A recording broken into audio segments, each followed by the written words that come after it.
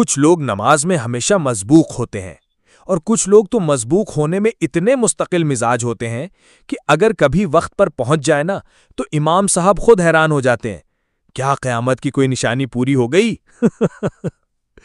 ایک دن مسجد کے دروازے پہ کھڑے ہو کے سوچ رہے تھے، دائنا پاؤں پہلے رکھوں یا لیٹا جاؤں؟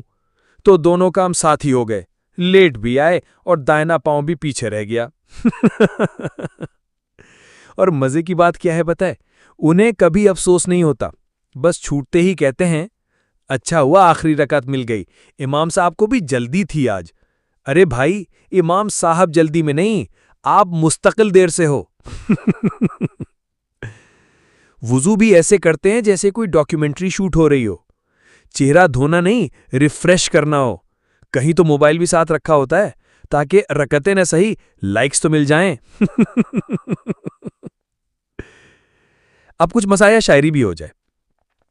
چلیے جی، ہمیشہ ہم لیٹ رہے، امام ہمیشہ آگے، نماز ہوئی مکمل، ہم بس آتے جاتے، دل میں تھا ثواب کا جذبہ لیکن چپل بنتے بنتے دعا ہوئی ختم اور ہم رہے پچھلے رستے۔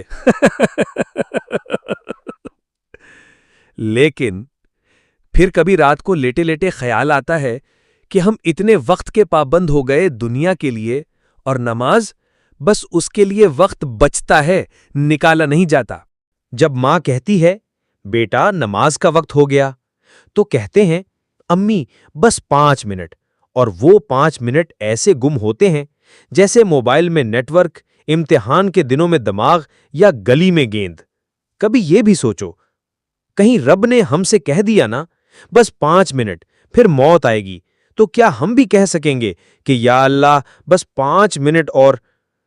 چلو اب سنجیدگی سے 2 شعر سنو دل کے لیے۔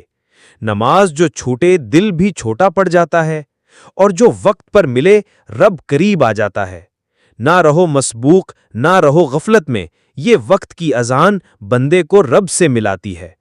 اب دل پر ہاتھ رکھ کے بتائیں، کیا ہم دنیا کے کسی اپوائنٹمنٹ میں دیر کرتے ہیں؟ انٹرویو ہو، پرچہ ہو، فلائٹ ہو، وقت سے پہلے پہنچ جاتے ہیں۔